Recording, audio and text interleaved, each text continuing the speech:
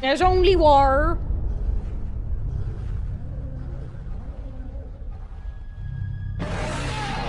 That's loud.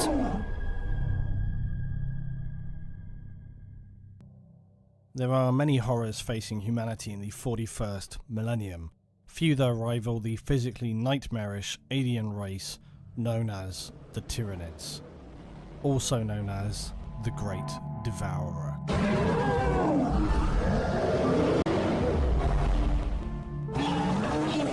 It's fine. Oh. Tyranids are a Xenos race best described as a bioformic ecosystem. All have genetically similar elements but regularly diverge and evolve. Unlike most races in the galaxy, the Tyranids have no social or ideological goal. Their goal is survival. Collectively, they form fleets of these bioforms known as hive fleets, or biomechanical structures known as hive ships. They move through systems stripping planets of biomatter like locusts. Then using this collected matter, they fuel their further evolution and expansion. This rapid development enables Tyranids to make astounding leaps in evolution that would take other species millions of years to complete. Tyranids share a powerful ability in that form of the hive mind. This enables them to share information, react and make large-scale decisions near instantaneously from the masses of forms that make up their collective. They also have a common psychic bond known as the synapse.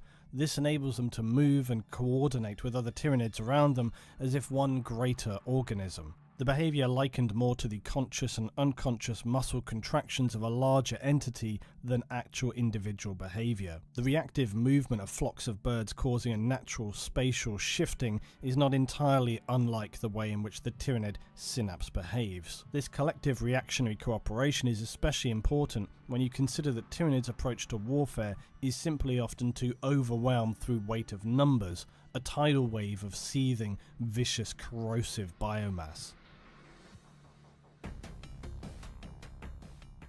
With numbers beyond estimation forming the Tyranid fleets, the hive mind is critically important, as the organisms sentient or otherwise who compromise the Tyranids would just return to a state of rapid disorder and survivalist instincts without some intrinsic link to keep them focused and organised. Unlike many species in the 41st millennium, the Tyranids are far from xenophobic. In fact, they actively seek genetic transfer of material across species. They will absorb and utilize any useful genetic traits they discover in life forms or on worlds that they consume.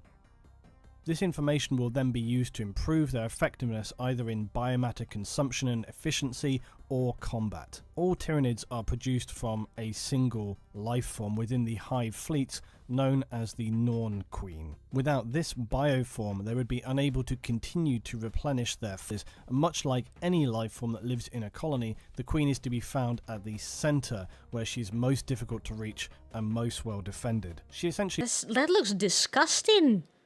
It kind of looks like a brain mixed with like intestines. Ugh.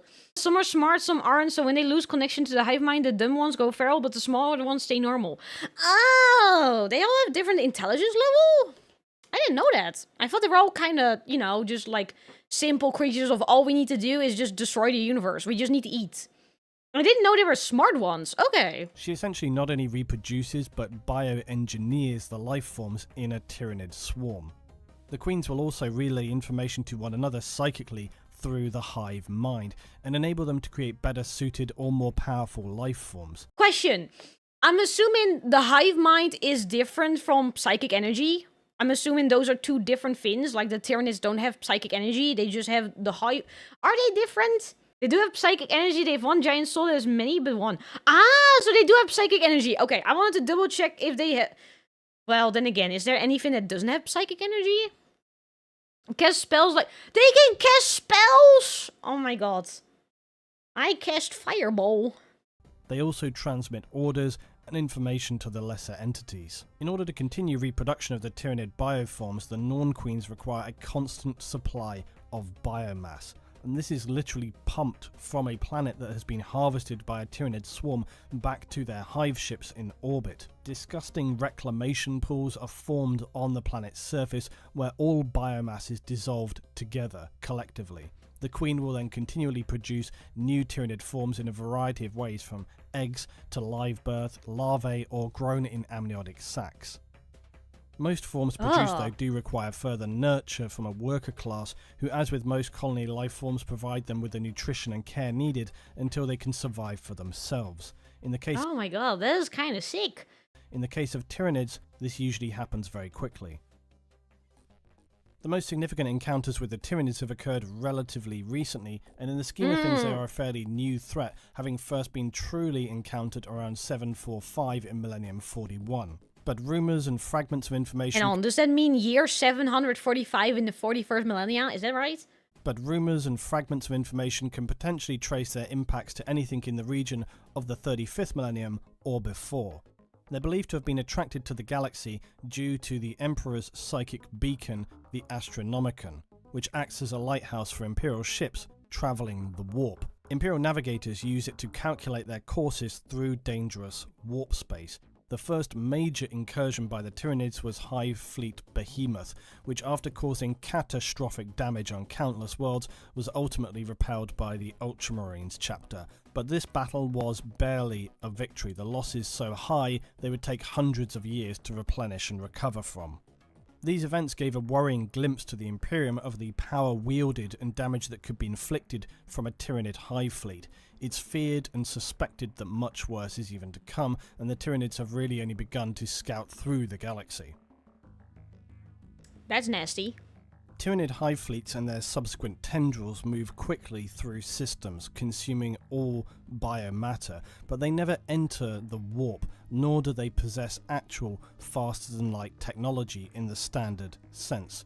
They instead use psychic powers of a specialized hive ship known as a narval that manipulates gravity fields of any star system they are in to achieve faster-than-light travel. The narval ships are more scouting than combat focused, and they use clusters of monofilaments to assess electromagnetic and gravimetric information. This enables them to detect the direction and location of new systems containing potential biomatter for the fleet. The details on how the... Hang on a second. That was a lot of fancy words. What? Huh? Nissa revolt to see if the galaxy has life and is worth visiting from galaxies far. Because what he just explained, it sounds like the ship is able to figure out where biomass is. But I like the... honestly, I like them. I like the Tyranids. They sound really annoying to deal with. Because I'm assuming that... Well, this is me assuming. I'm also assuming we don't have much information about them, because they're relatively new. But I'm also assuming that Tyranids, like, them reproducing is really easy, just like most books. Like, most books can have hundreds of children, easy peasy. And they can have multiple of those children multiple times in a year or so. It's just making me have questions. Because I'm like, are the Tyranids aware of what they're doing? Or do they just simply just have a one-track mind of we just need to survive? The hive mind is aware. Okay, so they're aware of what they are doing. Okay. They're aware, but in no way comparable to how we are aware. The ships are also alive. You know, at this point, what isn't alive? That's probably a better question. The details on how the narval ships actually use this are not clear, but in essence what may happen here is the narval somehow create a huge gravity well, enabling the fleet to then move at speeds equivalent to faster-than-light tech as used by the Imperium. This huge distortion of gravity has a devastating impact though on inhabited planets in the system, with the gravity well causing cores of planets to swell, creating subsequent earthquakes, tsunamis, volcanic eruptions, and any number of damaging consequences. The Tyranid fleet then essentially fall through this compression, allowing them to reach their destinations at immense speed. The physics of this are all pretty spurious, but not much more than anything else around this kind of travel. The one problem for Tyranids is that on arriving after travelling through the gravity well, they are then only capable of sub-light speeds, and so this can mean that they will still take many years or even decades to actually reach their final destination. If they're able to be detected in time, this window may give whatever worlds they're headed for time to prepare, evacuate, or call for defensive reinforcements. Their guns are bugs, their bullets are bugs, it's bugs all the way down. Hell yeah, I love buggies. Slim chance that the mine and the warp go mad or die instantly. That is insane. What the fuck? The all-encompassing effects of the psychic hive mind of the Tyranids forms a phenomenon known as the shadow in the warp. This You guys just said smothers that. and envelops whole star systems. Whenever a Tyranid fleet is near, this effect will become apparent, as Psykers will struggle to manifest their abilities. Navigation and communication become nearly impossible. For the Imperium, this apparently ambient effect of the Tyranid race is especially devastating, as they rely on psychic communications heavily. If a planet becomes enveloped by this effect, they will unlikely be able to call for help, and are then left with the sobering prospect of facing the inevitable Tyranid swarm alone. The That's Imperium terrifying. perceives the Tyranid. That is actually terrifying. Imagine you're just chilling on a planet and all of a sudden you cannot communicate and there's suddenly millions of bugs coming for you.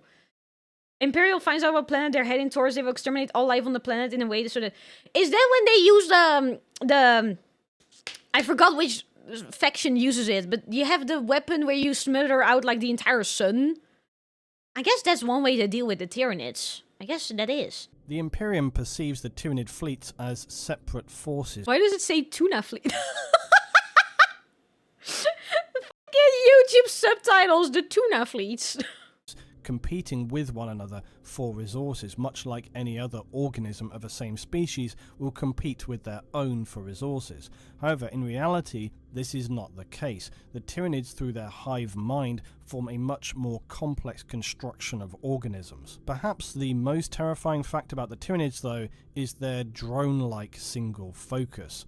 Much like any large predators looking into those black eyes, you know that they have no feelings about their actions, only that they know what they must do, and their instincts and synapse-led instructions from the hive mind tell them all they need to know. The strength of the hive mind and its localized area of effect will actually wax and wane, but it's strongest around some of the more significant bioforms like Tyranid warriors, hive tyrants, which will cause this amplification effect of the hive mind.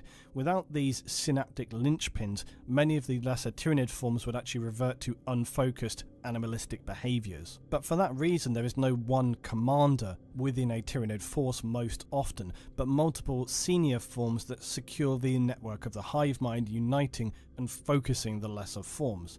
This synapse link bonds Tyranids together like an invisible rubber banding effect. The larger warriors and tyrants are capable of some level of decision making, although this is still relative to their role within the hive mind, and is much more reactionary or preemptively instinctual than actually tactical. Based on the fact that like there's a lot of Tyranids, I'm assuming one ship has like thousands of them on it. I'm assuming there's a lot of them. But I'll say they look so cool. I'm sorry. Every time I see art, I'm just like, they look so cool, guys. Oh my god. With that said, they can learn and react from their enemy, which can again give the impression that they are actually reacting to that. But it's a more kind of genetic instinct. The whole thing is more a chorus of chaotic input that runs through specialized synapse entities who act as hubs to convey and facilitate the distribution and collection of this mass synaptic data. These creatures, though, are undoubtedly powerful psychic organisms, and any psychic entity of power usually will attract attention from the dark beings who reside within the warp, and this has been established for a long time. But why is it then that the Tyranid psychers seem not to attract the nightmarish beings from within the warp when the opposite is true for almost all other races? It simply is a mystery. Tyranids use a unique method of construction to create their ships, weapons, and general mechanical requirements. This means that they do not need to be concerned with locating metals or fabrication of plastics. Instead, as with everything, they utilize biomass collected from the worlds that they ravage. This biomass is then genetically engineered to grow the structures or components they require. This means that everything they use or inhabit is in essence a part of the Tyranid collective, down to the smallest glands or connective tissues right through to gargantuan bioengineered starships. Hang on, so wait, does that mean like the guns and the swords they use is technically alive? Yeah? Oh, that's actually kind of sick. They produce... Hang on, question, because you say they produce their own bullets. Does that mean they never run out of ammo? Because they keep producing bugs to pew-pew, you know? The ammunition is alive. Is it? Oh my god! You can do so many sick, nasty things with that. Cause like I have another question. Let's say you get shot with one of those bullets that's alive. Does that do anything or do it? Sorry, my brain is trying to catch up to my mouth. Cause like let's say you get hit with one of those bullets. Does that bullet eat you from the inside out, like eat you alive, or do they just like do damage and then they're done? It bites and tears into you. That is sick! Wait! Pierce into you and starts eating you? Yo! Oh my god. Oh my god, it starts to eat and melt you or both. Now I have another question, because I'm assuming that's to just like if you have no armor. What if a Space Marine's armor gets hit with one of those bullets? Can they still eat it? Or do they just like, you know... Either way, along your nervous... Why is it always the nervous system? Why is it always dead? They can pierce armor. Oh my god. Oh my god. Okay, Tyranids are getting cooler with the seconds. I like... Oh, the bullets are alive. That is so cool. Oh my god. The very worst of their creations are, of course, the combat-focused entities. To a human, they embody everything that is Xenos. They are literal nightmares made real. While they do possess ranged weapons, many Tyranid creatures are fighters and melee focused. A great deal of Tyranid weaponry are these creatures' own teeth and claws, but simply bioengineered to appalling degrees of effectiveness. These claws will slice clean through all but the toughest armor and eviscerate their enemies in seconds. They also carry ranged biocannons firing invasive, venomous, parasitic projectiles. We just talked about that. Will burrow in. I am too excited. Oh my god, I'm asking questions before he even gets there. I'm also trying to find something and I cannot find it. Where's this button? There it is. There you go. If the armor is strong enough, then it won't pierce. Eat their way into you, beetle who burrow into your organs, fires acid that melts and attack your nervous system, etc. That is so cool! Oh my god. That will burrow into the flesh of their enemy, being very much as unpleasant as it sounds. They usually also fire a good shower of acidic poison as well that will melt and dissolve through almost anything, including the armor of a wearer in seconds. Suddenly, normal projectile weapons don't seem quite so bad. Often as well, Tyranids do not carry their weapons in the strictest sense. More, they are usually fused extensions of their own bodies, creating an appalling parody of form. Some will have spines on their bodies that can also expel and impale their targets, pinning them in place or just dismembering them where they stand. Most Tyranid weapons conform to this formula of sharp implements or acidic spray. Some creatures though, like the lictors, will fire tendrils with razor-sharp hooks, pulling the hapless enemy into close range of its powerful claws, whereupon it would obviously be torn to pieces. Some Tyranids... I have a mini of that one. Yeah, oh, I'm sorry. I can 100% say right now, Tyranids are my favorites. They're my favorite. How are you gonna top a bug that can shoot live bullets, that can eat you alive, and they have an acid spray that makes your armor kind of pointless, and they look sick, and their weapons are a part of their body? How can you top that? I'm sorry, but in my brain, that is not possible. Some Tyranid creatures like the termagants will fire live creatures from their bioweapons. The termagant's flesh borer is one such weapon, and, as the name implies, it fires beetles that unpleasantly bore through armor and... Wait, beetles?! Fun fact, if you don't know yet, beetles are my favorite animals. They're my favorite bugs. I have, one beetle tattoo, but I plan to get at least 2 more. My Vtuber also has a beetle on my back that you cannot see. My 3D model you can see. Hang on, they just got even cooler. Hang on. The main reason why Space Marine... Well, not Space Marines. Sorry, I'm getting too excited. The main reason why I like Warhammer... I started off with playing Space Marines 2, where you fight Tyranids, and I was like, these creatures look really sick, they look really nasty, they look like boogies, I love them. But I never really got into the lore, because I was like, well, you know, it's a lot of lore. I've been told Warhammer is an expensive hobby if you get into the minis. Knowing me, I like having physical stuff of items I like. So I'm gonna hold back, and then one day I was like, you know what, I'll listen to Wit2, I'll watch a video, and now we're here. in love with the Tyranids, having Tyranids minis, really liking them and getting excited about the fact they have live-in weapons. I'm cooked. Other weapons like the shock cannon fire sinews much like a taser and then electrocute their targets with bioelectric pulse energy. Another interesting weapon in the Tyranid arsenal are the barbed strangler seed pods. These are fired out and then upon impact grow to maturity in seconds, with barbed tendrils reaching out in all directions, trapping, strangling, eviscerating anything they come into contact with. Tyranids even have biomines known as spore mines, and these are automatic. I have this one as a mini as well. And these are automatically triggered when a non-Tyranid comes into close proximity. These mines are not embedded in the ground but rather float around after being deployed until they come near a target and activate. As with most mines, mechanical or otherwise, the detonation releases in spore mines a nasty cocktail of acid, toxic gas and chitin shrapnel with relative consequences to its target. Now, Tyranids obviously do not wear armor in the normal sense. As with everything, they have bioengineered reinforced carapaces or body shells. Larger organisms will also likely have strengthened exoskeletons. These armored shells turn their wearer from biomachine to biotank form. These shells are harder than Imperial ceramite, and only the heaviest anti-vehicle weaponry is going to be able to begin to scratch the surface. Smaller Tyranid forms will sport strengthened chitin, and this is more akin to a tough hide than a bone-like carapace. This is the standard for the smaller, more disposable organisms in a Tyranid swarm, and will only really prevent melee attacks and small weapons fire. Anything more and its defensive abilities are actually going to be pretty limited. The larger creatures will though have a chitin covering,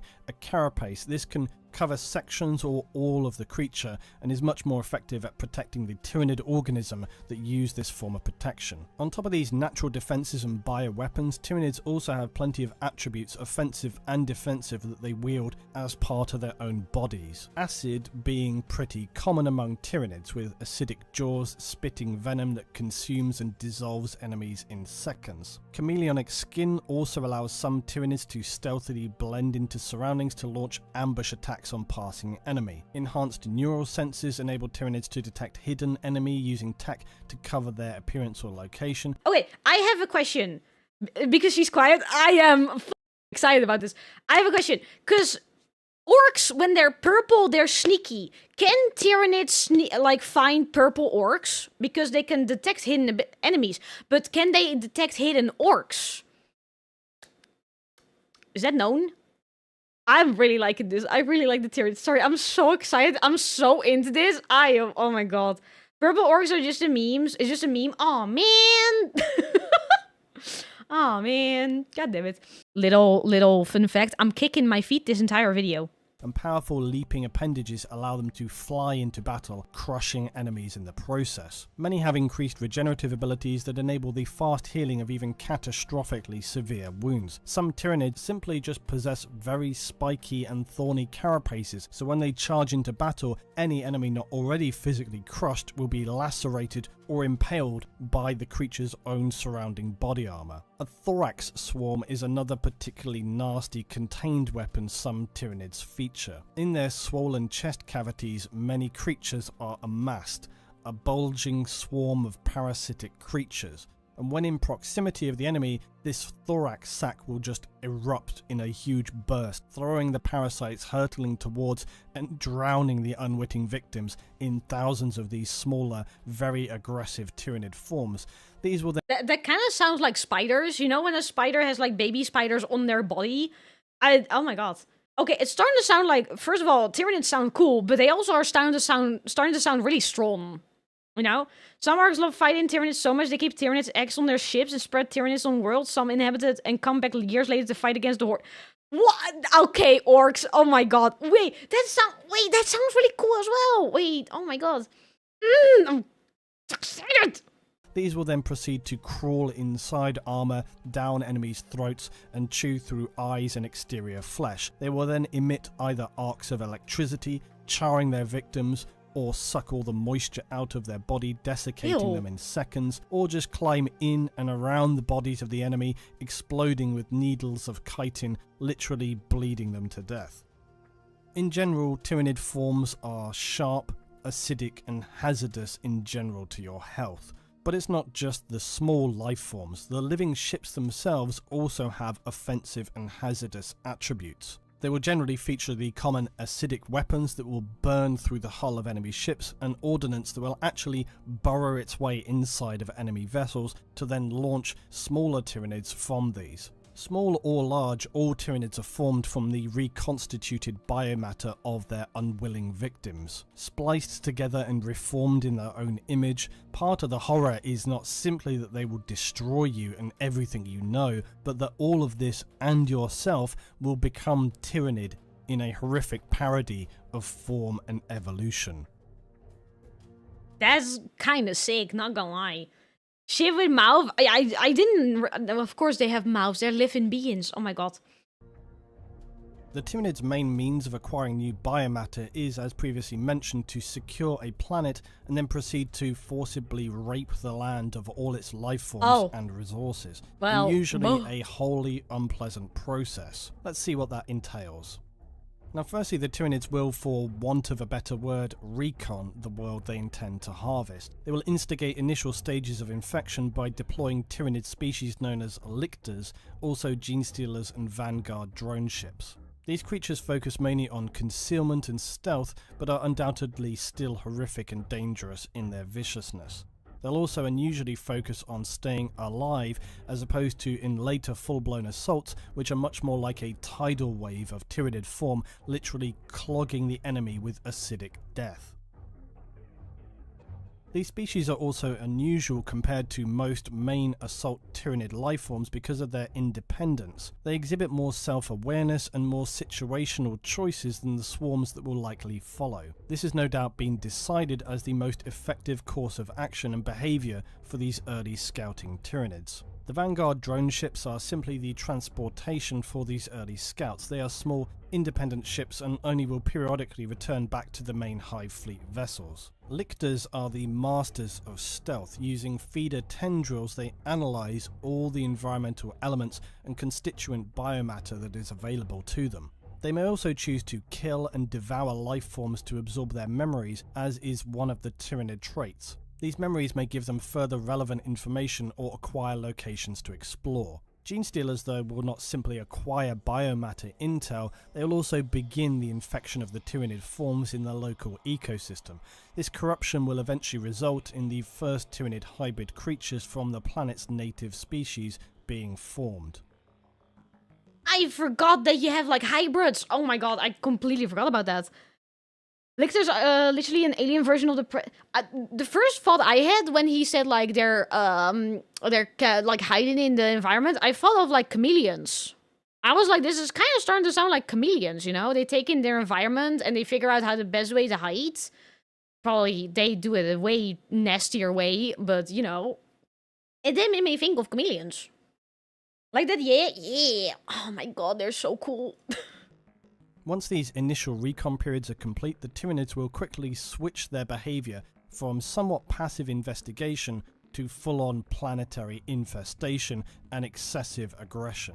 A psychic call emitted to the swarm will alter the fleet and subsequently pull the Hive ship toward the planet.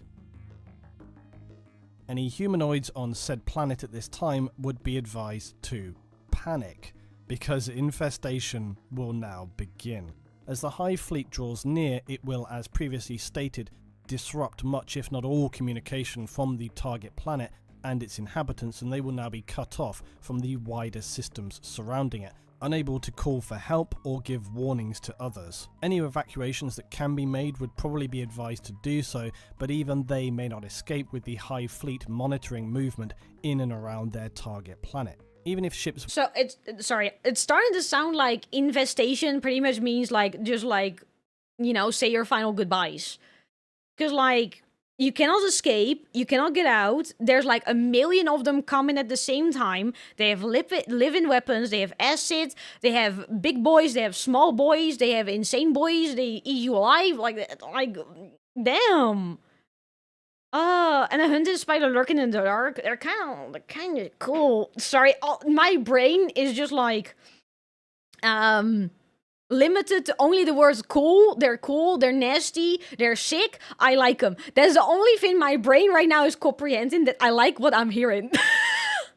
I don't want them to be real. I do not want them to be real, because no way anyone would survive that, but even if you fight them off, unlikely dependence will never be the same. Yeah, because I imagine pretty much all biomass is either taken by them, eaten by them, destroyed, taken in, you know? I would assume your planet is kind of screwed.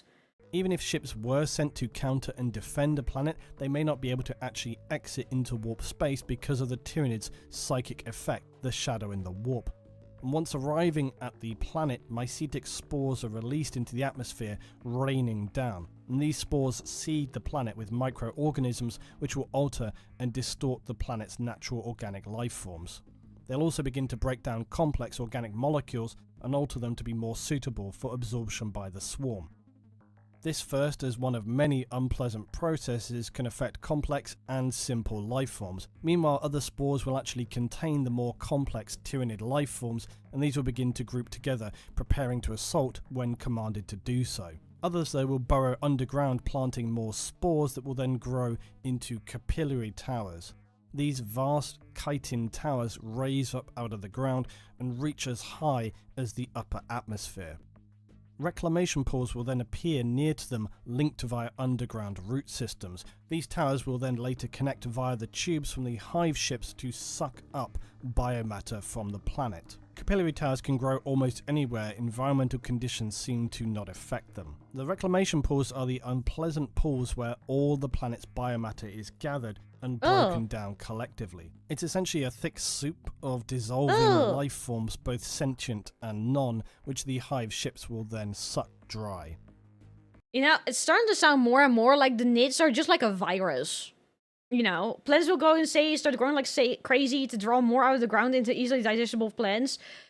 So pretty much, your planet just turns into a giant cesspool of like, this is screwed up, you should get out. It kind of sounds like just your common cold. Like, your common cold is always mutating, it's always evolving, it's always trying to get you again and again and again, and it's always trying to like spread.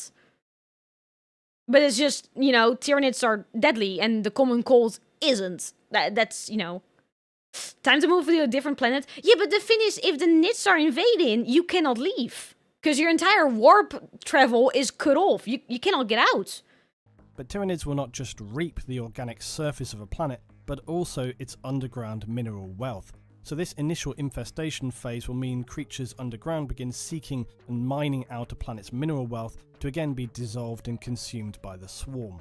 As this is all happening, the concealed infiltrators, the lictors and gene stealers will now emerge, bursting from their hidden positions around the planet to attack anything that they have deemed to be a vital defensive system from their intelligence collection efforts. They may target senior leaders, officers, critical infrastructure, all are going to be prime targets, and these attacks will also start to cause fear, panic, confusion from further hindering a planet's attempt to keep control of any kind of public order.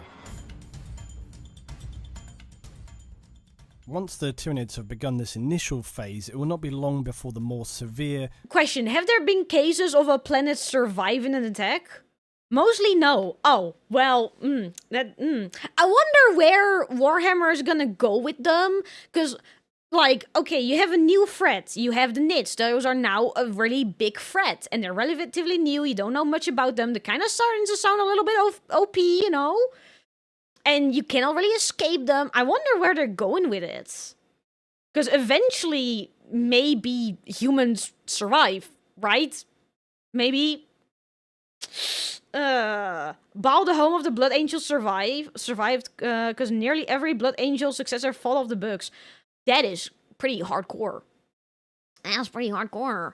And far more aggressive assault will begin. These initial stages, while terrifying and unsettling, are just a pale taste of what's to come. Swarms of Tyranid forms will thunder across the planet, slaughtering anything native that stands in their way. All the small forms like the gene stealers and those seeded like gaunts, gargoyles, etc. are going to be present, but now also will come the bigger forms, carnifexes and hierophants, the true nightmare creatures. The capillary towers will also start to burst from the planet's surface as well, reaching up into the skies, and vast swathes of Tyranids scouring the planet.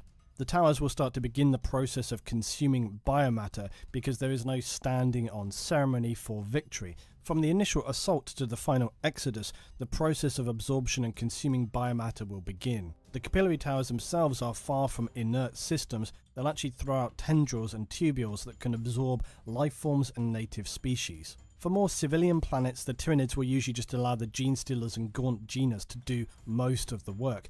Termagants, though, will also make up this battle force, as will the Tyranid warriors, keeping the swarms coordinated and focused, relaying the hive mind among them. More heavily defended planets, however, are going to require more significant firepower, and the Tyranids unfortunately have this at their disposal in the form of Hierophants. These bio-titans are terrifying enemies, towering over the battlefield. They are some of the largest forms in the Tyranid arsenal, comparable in size to Imperial Titans. Armed with some of the largest biocannons in the Tyranid weaponry, a large electrochemical discharge spews corrosive maggots that upon impact of any structure or enemy will, in combination with a highly corroding acid, will burn, burrow and dissolve whatever they come into contact with, inevitably reducing it to a pool of dissolving, screaming, collapsed biomatter. It also is supported by heavy armoured chitin, as well as any number of blades and claws. Their own hide also exudes spores of poison, and its belly scattered with spined tendrils, lashing out and impaling any enemy who attempts to get close to it. It can, as with most Tyranids, also rapidly evolve, even on the battlefield, to adapt to whatever it might be faced with. These assaulting forces are mainly suppressive in their objective. They're not there to collect or break down biomaterial for the hive, they are there to crush resistance to the swarm. All materials will be later collected with ease. One of the most efficient elements of the Tyranid assault is that simply nothing is wasted. Death means very little to the Tyranid swarm because any deaths will simply just be reabsorbed into the biomatter pool and then later reconstituted. Quick question, because he said they get reabsorbed. Does that mean the memories of the Tyranid also get absorbed and used again? Because I'm assuming that's the case, so they get stronger. Everything, yes. Man, honestly, I know we said it at the beginning as well, but the more I learn, the more it sounds like if a Tyranid is coming for you, you might as well just run away. How are you going to deal with it? And then later reconstituted. This high level of efficiency and minimal waste explains why the Tyranids are more than happy to win battles through sheer weight of numbers, with apparently little to any downside. A worrying prospect to any force attempting to repel an enemy with no real appreciation for the horrors they're inflicting, and certainly no moral compass of any kind. But then what does have a moral compass in the 41st millennium? They are unrelenting and nearly unstoppable, an irresistible force of violent evolutionary design. As with the Orcs, a planet suffering from this level of infestation is in a critical state. Even if arriving defenders were able to somehow destroy the Hive fleet's main ship, the existing Tyranids on the planet's surface will cause ongoing devastation for potentially millennia to come. Tyranid planetary infections occur at a microbial level, so truly eradicating them can be nearly impossible, short of full-scale exterminatus, which would somewhat defeat the point of trying to save a colony or planet in the first place, but as the Imperium, you're probably certainly keeping that option on the table.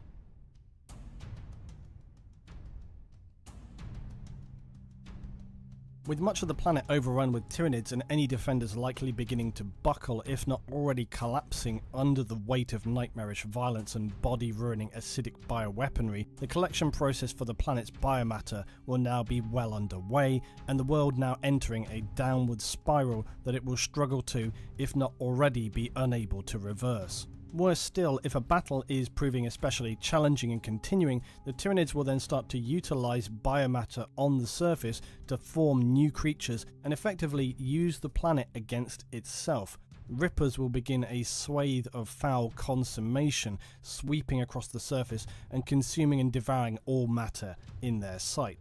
Once these Rippers have had their fill, they will proceed to the biopools around capillary towers. Yet instead of bringing up their consumed mass into the pool or depositing it by some other means of excretion, the Rippers will shockingly throw themselves into the biopools to simply be dissolved and then consumed back into the biomass of the hive fleet. Huh? This disturbing act demonstrates how the Tyranids hold little to any regard for their own individual entities and view their form as a singular collective, a whole organism one and the same. New rippers will be continually produced until the planet's matter is exhausted. Ocean, sea life, mineral wealth, surface fauna, it's all one and the same, will all be consumed. At this stage, the planet is now far beyond any hope of rescue or redemption and is essentially doomed at this point in time. If the Imperium had the option to do so, this would be the point to perform exterminatus on the planet, but it's just as likely that they wouldn't actually be able to reach or assist the no doubt highly traumatized scraps of remaining humanoids hidden somewhere underground in deep bunkers. If no action is taken, they may survive by chance, but more likely will be dug down to and extracted by the nightmarish alien force. Still, not all hope is lost in the grand scheme of things. A defensive move is possible at this point and would actually be somewhat useful. It would be entirely possible that the Tyranids at this juncture may be at a point where they have to expend more biomatter than they are yet to have been able to consume, meaning they're actually at a net loss in terms of their overall collection of biomatter. So to launch an attack at this point would actually be tactically sound from a generally defensive point of view for other worlds in the system, and may even mean that the Tyranid threat can either be repelled, if not potentially defeated. The Tyranids' goal is always to gain more biomatter than they began an assault with, to profit from each encounter. To leave with less matter than they arrived would certainly not demoralize them, they have no concept of such a thing, but it would potentially slow down their reproduction of forms and possibly even make further assaults more survivable for a planet. So even though a singular planet may well be completely lost, for the Imperium or whoever is fighting back against the Hive Fleet, there is a real purpose to still fight and try to mitigate whatever damage they have inflicted in a larger sense. And this is true of the wars and conflicts in the 41st millennium. They're often part of a larger picture, and so these efforts are not as pointless as they might appear to be. They could mean that future Tyranid assaults are successfully repelled before reaching a point of no return. Meanwhile though, Tyranid forms would be far from concerned with such grandiose concepts, and instead be wholly focused on their task of extracting biomatter. An orgy of consummation continuing across the entire planet. After the capillary towers are spread across the surface, the oceans, and below ground, life forms and resources are being reaped from the subdued world. The Tyranids will then begin the process of absorbing the accumulated biomatter to their hive ship. Tendrils are extended from the hive ship to connect with the capillary towers, which are now high in the atmosphere, and the biomatter from the pools around the capillary towers will now be pumped up to the ship. But now comes a most shocking twist to the story.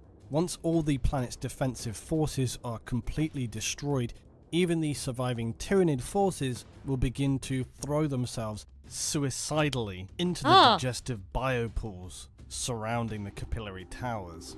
They are immediately broken down by the highly acidic liquids and devoured by the hive ship. All genetic material is consumed, their matter, memories and innovations as part of this planet's assault. Once all the biomatter has been pumped to the ship, the towers will begin to draw the water itself from the planet. Then the capillary towers themselves will begin to break down and be reabsorbed by the hive ship. Lastly, and perhaps most shockingly of all, even the planet's atmosphere is consumed by the hive ship, before the final capillary towers are reabsorbed. How the fuck do you absorb the atmosphere? What the huh? What do you mean you absorb the atmosphere? Big straw? I think you need more than a straw for that. Giant sky whales that have a really large mouth and fly. They have sky whales? Oh my god.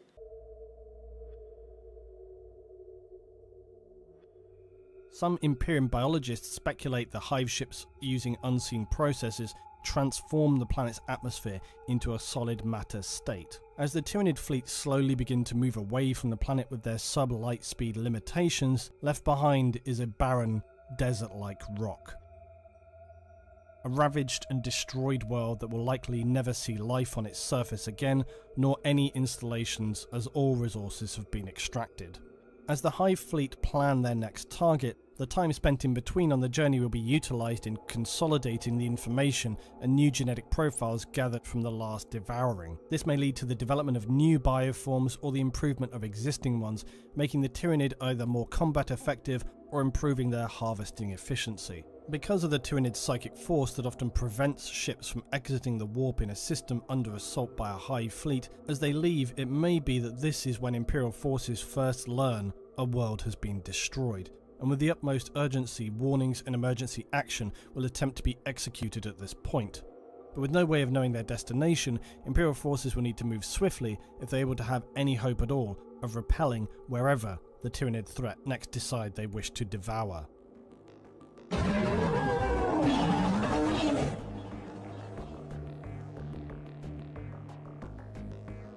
I still think they're cool. Even after learning all of that, I'm still like, oh man, guys, Tyranids are so cool. Oh my god.